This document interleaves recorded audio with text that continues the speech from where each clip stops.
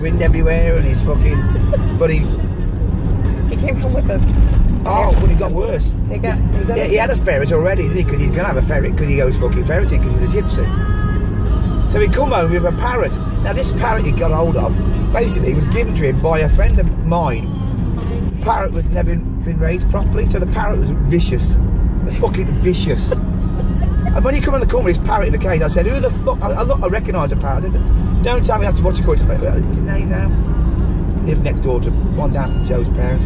I said, "Don't tell me that's so-and-so's parrot." He goes, "Yeah," because he gave me in the pub because he went home and got it. I said, "You do realise it's fucking untamable, it's vicious." "I'll tame it." I said, "Scott," he said, "I said the damage has been done, you need to get them young." "I'll tame this parrot," he said. Well, we had a few weeks of fucking parrot stories attacking him and attacking the fucking kids. He had children? Yeah. He's a gypsy and fucking breeding like rats. Okay. So anyway, one day, I heard his missus screaming and hollering. And I thought, oh, here we go. There's nothing unusual from their house. So I saw Scott. I said, "You alright?" He said, "Yeah, I'm alright." I said, "What was all that screaming and shouting in the house?" I said, I guess, well. He said, "You know that ferret I got?" I said, "Yeah." He said, "You know that parrot I got?" I said, "Yeah." He said, "Well, the fucking ferret climbed up the fucking parrot's cage and got into the parrot's cage and killed the fucking parrot." He said, "Well, I'm quite glad, really." He said, "Because the parrot was a cunt." And I said, "Yeah, I told you it was a cunt." I said, "Why do you think he gave it to you?" So anyway, that was the parrot and the fucking ferret. A few days later, he comes back with ducklings. He's got about 5 ducklings in a box from the pub again. I don't know how he found these fuckers in the pub. He was worse than Dean. So I said, "What do you do with them?" He said, "Make good pets." I said, "There's shit everywhere, the ducks." He said, No. He said, I'll raise them a bit and then I'll put them outside, back of the house. I said, "No, it's your house." I don't give a shit. Well, needless to say, the ferret got hold of the fucking ducklings and they didn't last long at all. But that was Scott. Every day he was bringing stuff home. Come home one day, his head was split open like that, straight down the front there. And it literally went down to the side, just above his eye, into the crease of his nose. I said, "Fucking hell, Scott, what are you doing?" He goes, "Well, I was fucking about." He goes, "Chopping some wood with a chainsaw." He said, "And I made the fatal mistake. You never go in with the tip of the chainsaw into the wood. Imagine that's the end of the chainsaw here. You never put that in first because it'll kick back." Well, he did, didn't he? And look, he didn't kill himself. And then one of the things that always sticks in my mind. Coming to the pub one day, and he's always a loud bugger. He's like, "All in, my old lover, he's coming." "All right, mate." So I said, "Where you been?" He said, "I've been for a vasectomy." I said, "You've just been for a vasectomy?" I said, "Then you're in agony." He goes, No, I've got loads of painkillers." I said, "Oh, okay, Scotty." So we sat down, we started drinking and fucking talking shit as we always did. And he started going greyer and greyer and greyer. I said, "You alright?" He said, "I think," because they freeze you, but they freeze it now, they don't fucking... They freeze the actual part of the testicle, I don't know what part, rather than chop it. It's a new quick way. I said, "I think the painkillers are wearing off." I said, "Fucking hell, mate." So I said, "You alright?" And he virtually doubled over. He goes, "No, I've got to go home. I've got to go." And he just got up and walked out, well, hobbled out the pub. It was a fucking nightmare. And I told you the one night, work night, him and his missus eventually split up. After he had the vasectomy, he was horrified because she left him after that. And he went through a stage of getting blind drunk, more blind drunk than normal. And in the night I wakes up, his music fucking blasting out from his house.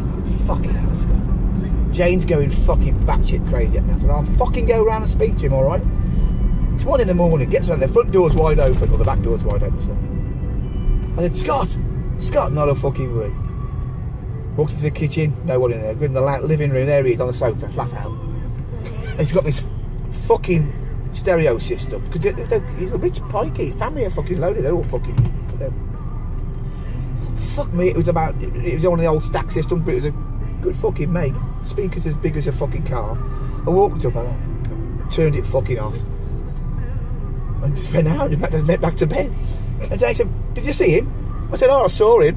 She said, "What did he say?" I said, "Nothing, he's fucking passed down the sofa. I just turned my stereo off and went back my way here."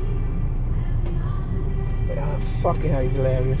And Jackie across the road from us, across the alleyway from us, she was a very well-to-do businesswoman. Bit lardy-dari, but we got on with her great. And I looked after her dog whenever she was out of town, had a big Labrador. And did a lot of gearbox work, she was in a Morgan Owners Club. But her and him hated each other. To Jackie, Scott was everything. She hated the human being, you know what I mean? He said, he'd come back one day, it's in a story, come back one day, gallon of fucking gasoline in his hand. You know what to, Scott? You know my backyard's a bit overgrown? I said, yeah. He said, I'm going to fucking burn it. I said, fucking hell, Scott, be careful, mate. No, I'll be alright. Got the hose pipe ready and a couple of buckets of water. Fuck me. Next thing you know, he's like, woof! And the whole of his fucking back garden's on fire. I ain't joking. Bushes, grass, the fucking lot. He's right next to Jackie's fucking front door. Jackie's there. She phoned the fucking fire brigade. She's like, I'm having this. Okay, come round, put this fucking back garden out. On the next day, his back garden looked like something out of hell. It was just black burns. Like, you know, when you get the forest fires, the bush fires over here, bush fires you call them. And they never spoke after that. Oh, and then you come back. Jackie complained about he kept his tyres in his back garden. She goes, I'll fucking show her, he said.